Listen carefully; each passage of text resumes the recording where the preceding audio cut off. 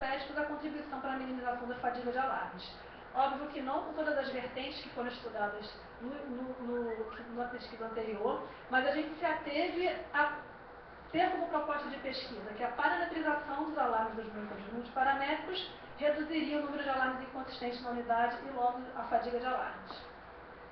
Bom, e aí isso foi o que eu acabei de falar, o objetivo geral do estudo. O que a gente teve como resultado? Durante 40 horas de observação por 17 dias não consecutivos, foram registrados 3.631 alarmes disparados por todos os equipamentos médico-assistenciais na unidade. Acho que não vai ficar bom para vocês verem, mas nesse gráfico de pizza, a maior fatia de todos os equipamentos que foram estudados em relação ao disparo de alarmes ficou com os monitores multiparamétricos, 86%. Então ali a gente achou o cerne do problema. O que mais alarmava na unidade era o monitor. Bom, desses 1.988 alarmes que apareceram, 99,4 alarmes por hora, que foi um dado do professor Roberto também apresentou. Não coloquei os inconsistentes, perdão. Bom, então foram 99,4% alarmes por hora. E quando a gente se ateve à observação apenas dos monitores multiparamétricos, a gente também encontrou um número elevado de alarmes, quase 70 alarmes por hora, dos quais 91% queriam dizer nada. E aí fica muito complicado você cobrar uma adesão de atendimento a um alarme que quando você chega à beira do leito não quer dizer nada. Bom, esse slide também foi apresentado pelo professor Roberto, mas para dizer que o tempo de atendimento, ele até foi curto, porém ele foi muito pequeno, né, o número de atendimentos no meio daquele monte de alarmes que a gente acabou de ver, quase 70 por hora. 4 alarmes foram atendidos. E aqui me veio uma questão particular quando a gente vê que o auxiliar de enfermagem, que é a categoria que a gente tem na instituição, atende os alarmes. Quando a gente fala assim, mas quem deveria estar atendendo os alarmes? A realidade hoje, nua e crua, é que o técnico de enfermagem e para alguns lugares ainda o auxiliar de enfermagem é que estão na cabeceira do leito. Então, será que os técnicos de enfermagem também não deveriam estar aqui? Eu não vejo os técnicos auxiliares participando de evento científico. Então, assim, quanto que a gente deveria estar estimulando, porque eles estão cuidando dos pacientes. Cada um com a sua respectiva função, né, de acordo com o código de exercício do nosso exercício profissional, mas a gente sabe que os técnicos estão na beira do leito. Então, será que eles não têm que ter a preocupação de saber o que está alarmando, como está alarmando e comunicar ao enfermeiro? Que provavelmente não é o enfermeiro que vai estar no leito, que está vendo 10 doentes. Então, provavelmente, quem vai estar vendo isso é o técnico de enfermagem. Existem outras pessoas na equipe que podem estar vendo alarme. O médico, o fisioterapeuta, outras pessoas que não está restrito à equipe de enfermagem. Muito embora seja quem mais atenda, até por uma característica da profissão, porque a gente está ali muito mais presente, outros profissionais poderiam estar ajudando nesse processo. A gente tem uma fadiga, então, aí de 99,4%. Bom, depois que a gente fez a parametrização dos alarmes, segundo aqueles critérios que eu mostrei no quadro anterior, baseado na ANI, a gente teve um aumento do número de alarmes disparados. Talvez porque parâmetros que anteriormente tivessem sido setados de maneira incompatível com a vida, tipo de 0 a 60 de respiração, não vai alarmar. Talvez quando a gente acertou aquilo de uma coisa que fosse mais compatível com o doente, tenha causado o número de alarmes, né, o aumento do número de alarmes. Porém, o nível de inconsistência aumentou também. Era 94, alguma coisa, aumentou aí para 97% de inconsistentes. Bom, o tempo diminuiu, porém houve ainda a redução do número de alarmes que foi atendido. A gente concluiu que a parametrização dos valores limítrofes de alarmes das variáveis fisiológicas de monitores não se mostrou isoladamente uma ação efetiva na redução da fadiga, em que se pede o fato dos resultados terem se mostrado inconclusivos, que se refere à refutação ou reafirmação. Não obstante, esses resultados remetem à necessidade de realização de outros estudos e alertam a previsibilidade de viés apontados para que não possam não ser repetidos. Então, assim, a gente teve a felicidade de fazer um estudo com uma intervenção e ter um achado, e daqui para frente pensar de que maneira a gente pode aproveitar esse resultado para ampliar o nosso estudo. Para terminarmos, o excesso de alarmes que leva à fadiga de alarmes faz com que a equipe diminua seu volume a níveis inaudíveis, ajuste parâmetros fora dos limites que garantam segurança aos pacientes, desabilitem e ignorem, culminando assim eventos sentinela e mortes de pacientes. eu, pessoalmente, espero que cada vez mais sejam estudadas soluções para o combate a essa grande ameaça à segurança dos pacientes, que é a fadiga de alarmes. Para finalizar, quem me conhece sabe que eu sempre termino com a Frida, então a Frida não podia deixar de estar aqui, porque há 10 dias ela se foi, uma grande companheira. Queria agradecer.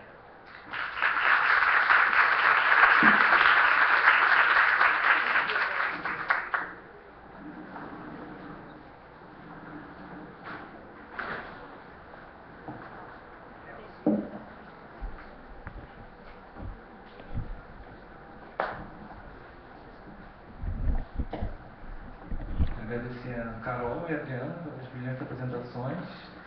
E gostaria de começar comentando a penúltima informação que a Carol passou sobre a necessidade pela nossa realidade brasileira, de incluir o técnico auxiliar de enfermagem nessas intervenções. Porque já temos uma portaria que, a meu ver, ela é deletéria ao sistema de saúde, ao que a Anvisa propõe. E, paralelo a isso, nós possuímos um conselho que não intervém diretamente em relação a essa necessidade de discussão ampla sobre esse aumento, já que, como a Carol colocou, essa proposta de mínimo de enfermeiros, vista a unidade, já que o sistema de saúde hoje, tanto no público quanto no privado, ele é alimentado pelo serviço de terapia intensiva. Cada vez que passa mais, os nossos pacientes estão mais graves, a nossa população naturalmente está com uma expectativa de vida maior, que naturalmente vamos precisar cada vez mais e mais de terapias intensivas, porém com números reduzidos de enfermeiros e um número maior de técnicos de enfermagem. Estava aqui em paralelo conversando com a Adriana, que eu trabalhei numa instituição privada já há 10 anos atrás, que a realidade era um enfermeiro para 2 pacientes graves e um técnico de enfermagem para cada paciente. Isso há 10 anos atrás. E evidente que tínhamos uma qualidade de assistência diferenciada das instituições aqui do Rio de Janeiro. Porém, hoje, isso se perdeu. Estão seguindo à risca a última determinação da Anvisa, que, como eu falei, é totalmente deletéria a proposta. Um outro ponto em relação ao que a Carol começou falando, e a Adriana também contou, sobre monitores. Os monitores que algumas unidades têm, eu tenho na minha unidade um monitor central. Eu acho ótimo, facilita, porém desde que eu não consiga desabilitar o alarme naquele balcão. Porque então se eu estou facilitando, eu fatigar esse alarme. Então se estou abrindo para 7 minutos de perguntas. Primeiro, o professorzinho, o convidado na frente. Um microfone sem fio.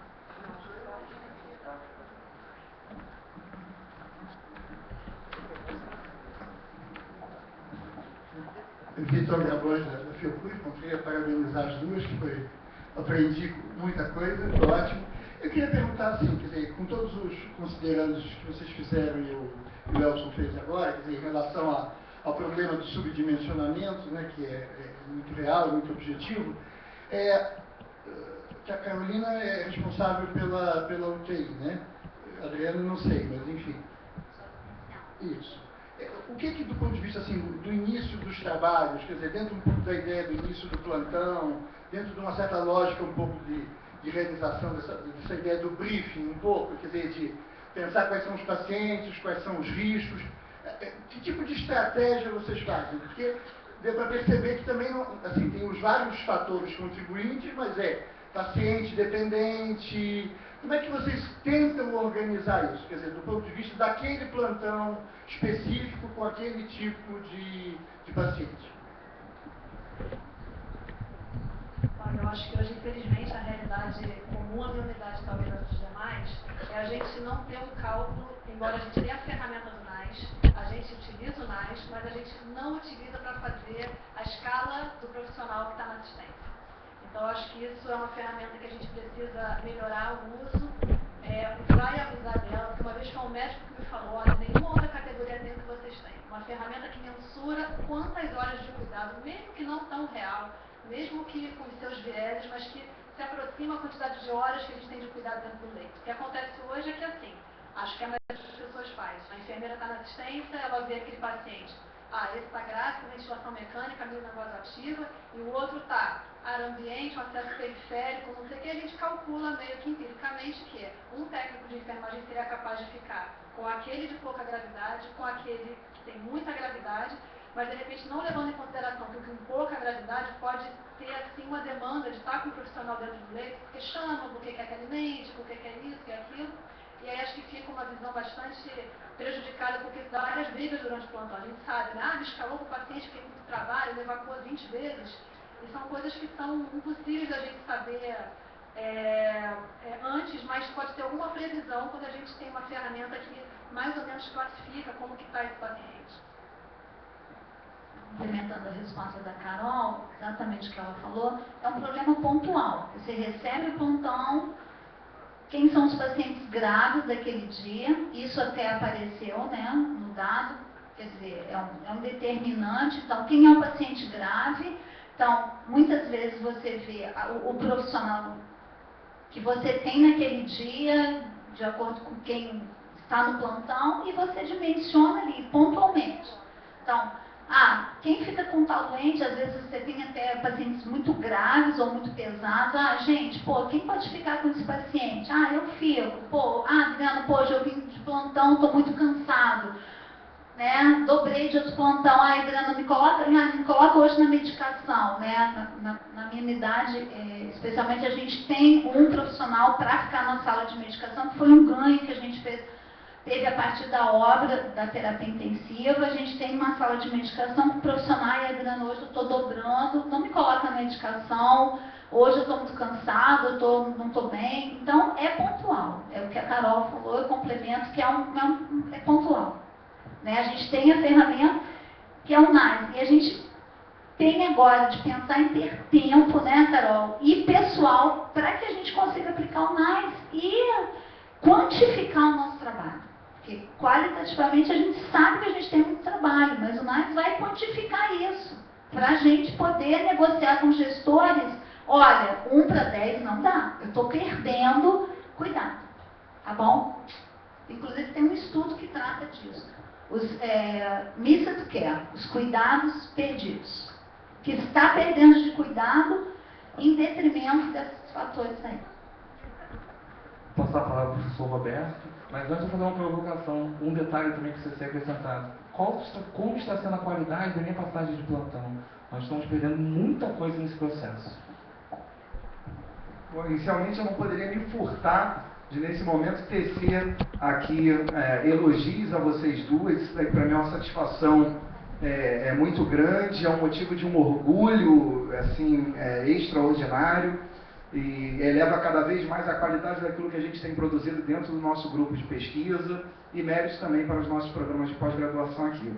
Mas eu queria fazer também um pedido à Carol e à Adriana. A Carol, como representante da enfermagem dentro da Associação de Medicina Intensiva Brasileira, no caso da seção Rio de Janeiro, da SOTIERG, para que falasse brevemente para a gente o que a SOTIERG, a própria MIB, tem feito de movimento nesse sentido, para a gente tentar chamar a atenção dos profissionais da terapia intensiva para essa problemática, e para que a Adriana falasse um pouquinho também como é que tem repercutido os resultados da sua pesquisa no seu cotidiano de trabalho. Tá bom? Falar a respeito da adesão, falar um pouco da sua experiência.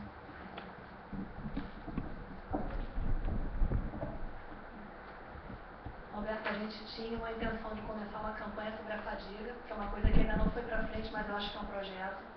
A gente está dentro de um departamento dentro de uma associação médica, então isso é complicado da gente, embora sabendo que o problema da fadiga, evidentemente, é inerente a todos os profissionais. Alguns outros projetos vieram na frente, como ano passado, por exemplo, foi a doação de órgãos, e esse ano a infecção. Então a gente ainda não conseguiu, mas eu mantenho meu convite aberto para você fazer contato com a Renata Pelabens, que é a Associação Brasileira de Enfermagem de Terapia Intensiva, e de repente colocar esse projeto para frente. Porque o que eu percebo é isso, que as pessoas quando vêm, assistem e nunca viram, elas ficam impressionadas. Né? Porque elas não conhecem o termo, não conhecem os estudos, não sabem da repercussão, mas elas se identificam. Porque elas ficam assim, nossa, é isso que eu passo, eu vejo isso, e de repente ter assim um link maior, uma rede maior de divulgação. Bom, professor, agradeço imensamente você se orientando, né? E a oportunidade. Como isso repercute no meu dia a dia? Eu trabalho em terapia intensiva há 28 anos. Há 28 anos que eu chego lá. Isso quando a gente trabalhava com Funbec, né? O Funbec só tinha um botão de volume liga e desliga, que era atrás. Eu recebi o plantão todos desligados. Eu ia e ligava tudo. Então, há 28 anos eu sou conhecida como enfermeira monitor. Muito me orgulho desse título, né? Eu tenho muito orgulho desse título.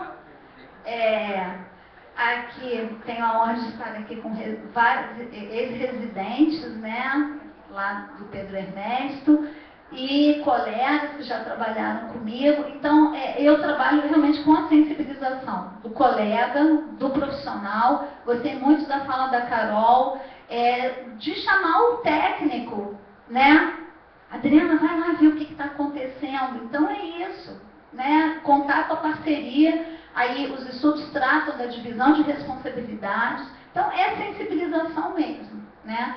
Eu procurei apresentar o meu estudo na unidade que eu realizei o estudo, 3 vezes eu apresentei para a gerência, apresentei para a enfermagem, apresentei para a unidade, publicamos, né, 2 artigos já desse estudo.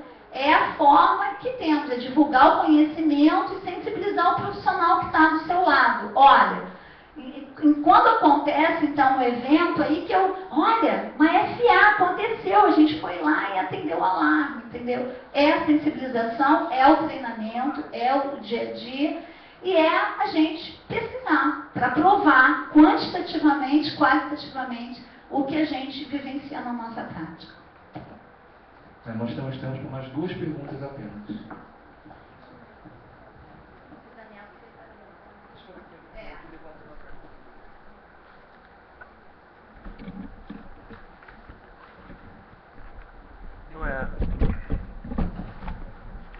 Não é muito pergunta, professor. É um depoimento. Eu sou médico, cirurgião, 41 anos de medicina, fui diretor de 3 hospitais no Rio de Janeiro.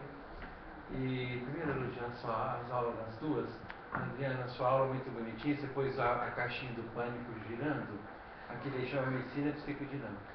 E aí, é o seguinte, 22 mil cirurgias, E na aula da Adriana, eu tenho esse problema mesmo, espiritual, mas eu pensei assim, será que ela é do Brasil, de onde ela vem? Na outra, então, nem é daqui você. Porque ela fala certo, mas não há como fazer o certo. O país não está sério. Porque o país não está sério. Eu encaixo na aula da Adriana, porque eu estou desenvolvendo uma questão de pânico. Eu sempre acalmei todo mundo. Nasci para a cura. Mas eu não posso ver mais aparelho batendo, gritando, Adriana. Eu sinto mal. Porque o que um cirurgião tem? Nunca morreu ninguém comigo. Eu tenho 22 mil. Acho que eu sou o único médico no Brasil nessa situação. Não é mérito, não, porque sofri muito, a alegria vai embora. Não tem muita mérito, não. Fugi da medicina, vim para um lugar que tinha enfermeira por causa disso. Eu contei para o professor. Não é porque eu tirei primeiro lugar aqui, não. Eu tirei primeiro lugar em todo lugar. Mas era primeiro lugar em tristeza. Não é só primeiro lugar de nota. Eu estou procurando a felicidade até morrer. Já sou idoso. E estou procurando. Por quê? Eu tinha vontade, meu sonho, professora, vocês 2, era operar com tranquilidade, operar com facilidade, que tivesse tudo para mim na hora, porque eu estudei muito. O que adiantou? Porque eu chego, agora estou desenvolvendo um problema, porque o pânico. Exemplo, estou operando, corto, de repente o aparelho faz pip, pip, pip, pip, pip, eu já passo mal, já não sinto tão bem. De repente o anestesista, eu começo a correr em volta. Isso é sinal de bradicardia ou qualquer coisa. Eu estou no meio da cirurgia. Pelo amor de Deus, o que foi, ô fulano? E outra coisa, o que aconteceu aí? Aí ele fala assim, pode correr, está tudo bem. Tá nada, eu olhei. O horrível é estudar. E eu vim para cá pensando que era mais leve. Que coisa horrorosa. Isso aqui é pior do que a medicina 30 vezes. Porque vocês são enfermeiras que sabem do assunto. Aí eu fiquei, meu Deus, eu fugi do espeto, caí na brasa. E ontem então eu tive que ir embora.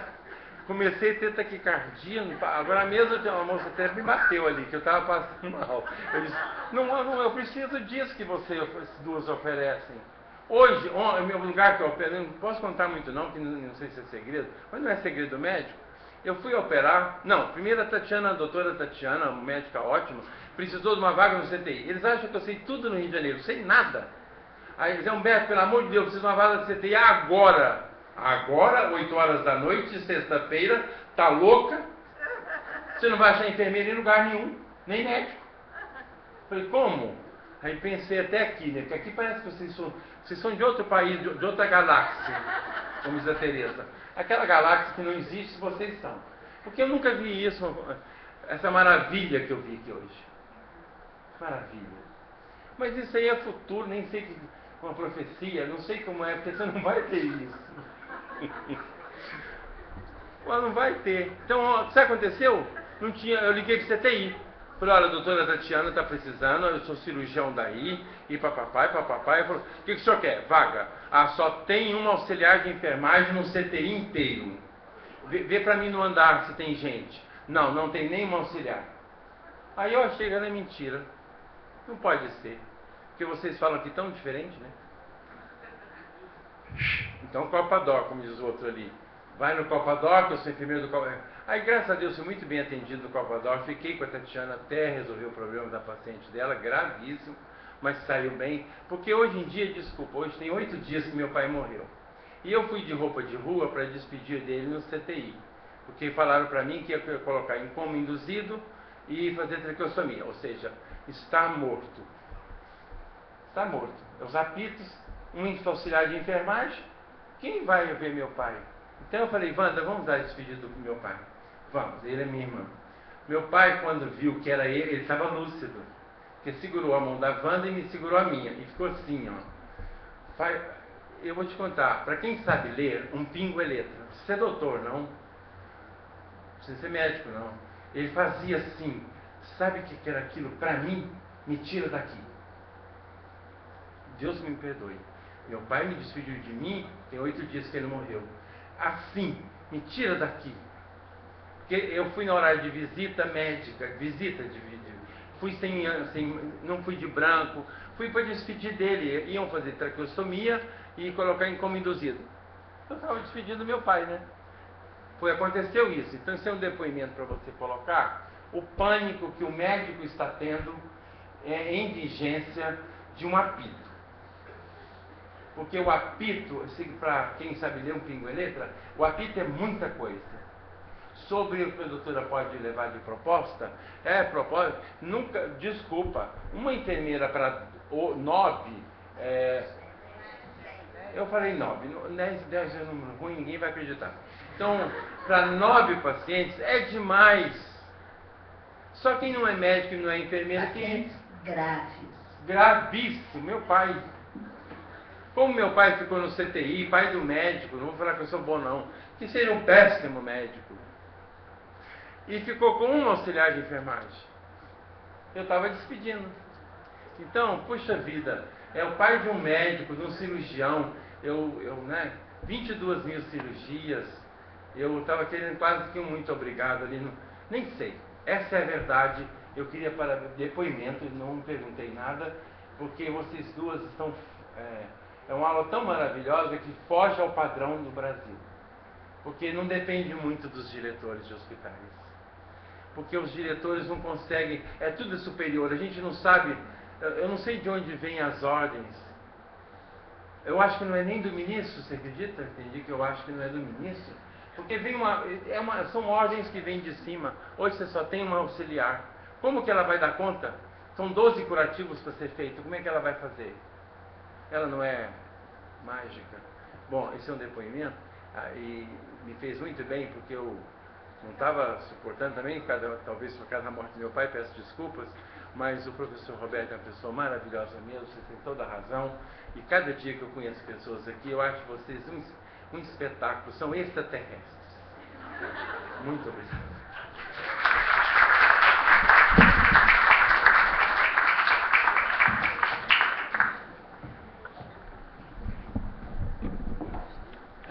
Minha pergunta é relativamente rápida, mas eu fiquei curioso, fiquei assustado, na verdade, com esse elevadíssimo índice de falsos alarmes, né?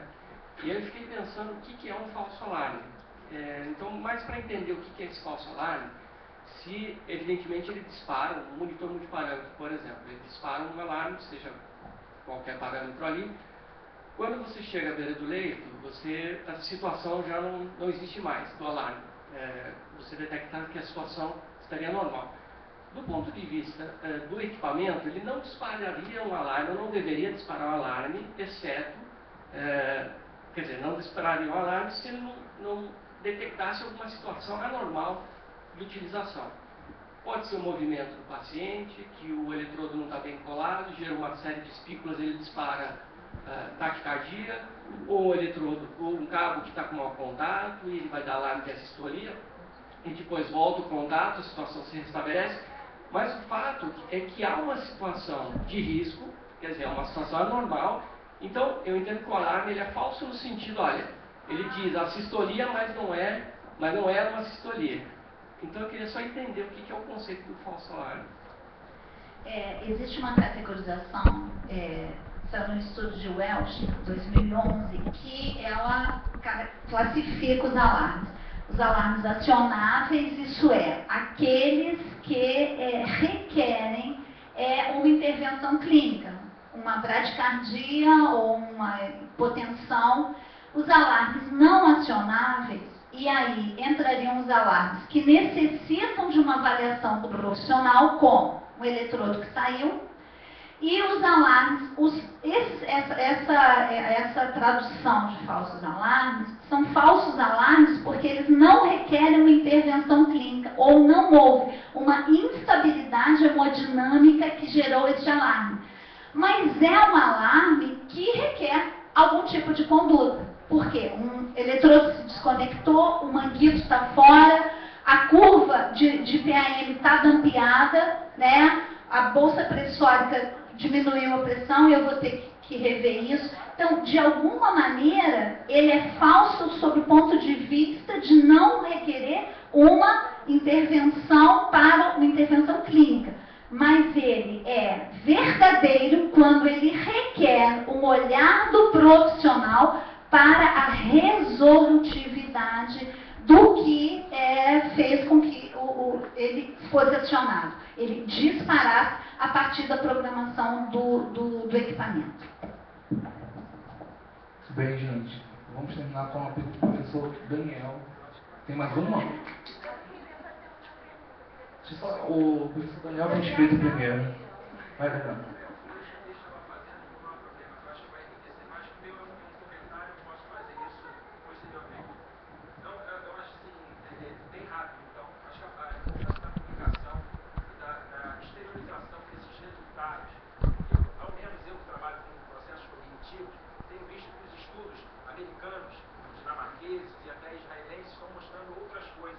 Mostrando que quanto maior o profissional ele está se adequando melhor a maior quantidade de fatores estressores dentro das unidades de terapia intensiva. Então está indo de encontro aquilo que a gente está publicando e a Anvisa pode estar utilizando para as RDCs, quer que seja, utilizando esses dados. Eu pelo menos conheço alguns estudos e trabalhei com isso aqui no meu doutorado também, que tem mostrado isso, que aumenta, que há um conflito de velocidade e precisão. O cara é mais rápido, mas é menos preciso. O cara é mais preciso, mas é mais lento. E ao final de 24 horas, foi que eu trabalhei, pude comparar esses dados, mostra que o indivíduo ele é muito mais ativo e acelerado para fazer ter resolutividade nessas ações que a gente tem investigado. Eu também me incluo dentro do grupo, obviamente eu faço parte dele também. Então a gente tem que exteriorizar isso, publicizar esses dados, para que a gente tenha força no que a gente tem brigado, né? Pedir para que essas resoluções sejam modificadas e que atendam também às necessidades brasileiras, às nossas necessidades. Tá? Tem mais esse comentário. Bem rápido. Obrigado, Daniel. Negociação com gestores, né? Meu nome é Crícia, o que eu queria fazer era mais um depoimento. Primeiro agradecer um maravilhoso simpósio, estou gostando muito. Maravilhosa a apresentação de vocês, já amei. realmente já tive o prazer de trabalhar com as duas. Eu trabalho há 20 anos em terapia intensiva de adulto e chefio há 11 anos o CTI adulto do Instituto Estadual de Cardiologia Luísio de Castro, o IECAC. Então, o que eu posso observar, assim, que essa questão de fadiga de alarmes, além de ser uma coisa pontual e prática, um fator pontual que acontece em todas as unidades de terapia intensiva, está muito relacionado com as políticas de saúde, com o dimensionamento de pessoal que foi aqui abordado. Hoje em dia, nós estamos vivenciando uma situação de redução de quantitativo de enfermagem, seja por falta de concursos, seja por contratos, seja por faltas, por licenças médicas.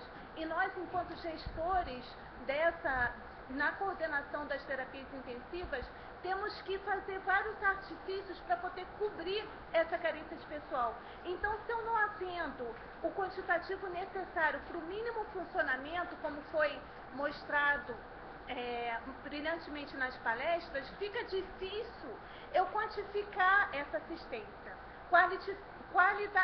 dar qualidade a essa assistência, porque eu vou ter problemas de fadiga de alarmes, eu vou ter vários outros problemas. Então, isso está relacionado com dimensionamento de pessoal, está dimensionado com políticas de saúde. Qual é o objetivo do Estado? Ter um quantitativo de cirurgias alcançadas, um quantitativo, não um qualitativo na assistência, ter um quantitativo de número de leitos abertos. Como é que eu faço para bloquear os meus leitos? Porque hoje em dia nós não conseguimos mais bloquear os leitos como conseguíamos antigamente, que nós chegávamos junto com a chefia médica da unidade, junto com a diretoria médica do hospital, junto com a diretoria do hospital e bloqueávamos esses leitos. Hoje em dia os leitos têm que ficar abertos, porque a demanda também da sociedade está grande para esses leitos de unidade de terapia intensiva. Eu costumo brincar, são 100% de taxa de ocupação, mais 10% na porta, esperando entrar. Então, era mais um depoimento que eu queria colocar. Ok, muito obrigado. Pois não? Carolina, Adriano, parabéns. Meu nome é Rodrigo, eu sou médico intensivista do Albert Einstein, em São Paulo. E a Carolina falou um pouco ali sobre a Joint Commission. Minha instituição, ela visa muito a Joint Commission e agora vai vir a parte do gerenciamento dos salários. Então, a minha pergunta para a Carolina é, a Joint Commission, uma organização americana, ela se baseia nos Estados Unidos, na América do Norte, onde há um enfermeiro para cada leito, uma terapia intensiva. Não existe o técnico de enfermagem. Então, eu queria saber de você, Carolina, como conseguir ser Joint Commission num país tupiniquim igual ao nosso? Olha, eu creio que eu não vou ter uma resposta para essa pergunta, porque essa exigência da Joint Commission é para esse assunto e para todos os outros. Então, a minha instituição ela é acreditável. Ela é pública, federal e acreditável. E a gente sabe o quanto é difícil você ter que adequar as orientações do manual, do número, do P, não sei das quantas, e fazer aquilo se tornar real, principalmente para quem está na prática, na assistência, na beira do leito. Então, assim, eu não vou ter uma resposta para sua pergunta. Eu acho que para você traçar um programa de gerenciamento de alarmes, eu aconselho a fazer um estudo de como que é o comportamento dos alarmes da unidade, o diagnóstico, né? O mapeamento da unidade, porque eu me surpreendi. Então, eu tinha uma ideia muito vaga que existia uma fadiga, mas eu não tinha isso documentado. Então, assim, qual é o foco do problema? Qual é o equipamento que dispara? Se é um monitor, o que dispara? O meu foi frequência respiratória. Então, assim, será que eu vou habilitar a frequência respiratória de todos os doentes que estão internados no meu CTI? Talvez não. Até pela complexidade deles que não é muito alta às vezes. Então, acho que são muitas particularidades. Eu concordo com você que no país que a gente está, tentar adotar um modelo norte-americano implica uma série de dificuldades. Até o avaliador cobrar de você que drogas dentro do carro de parada estejam numa caixa com chave. Então, assim, são absurdos que a gente vai tentando dar um jeito, mas faz de outro jeito, então toca um lado e corta com uma tesoura e não facilita. Né? De que maneira isso vai ser resolvido? Infelizmente, essa resposta não tem. Bem, obrigado a participação de todos. Carol, Adriana, parabéns pela discussão. Agradeço a participação de cada um de vocês e torno encerrado Esse espaço Obrigada foi a aberto. todos. Só para poder lembrar que às 13 horas e 15 minutos nós retornaremos.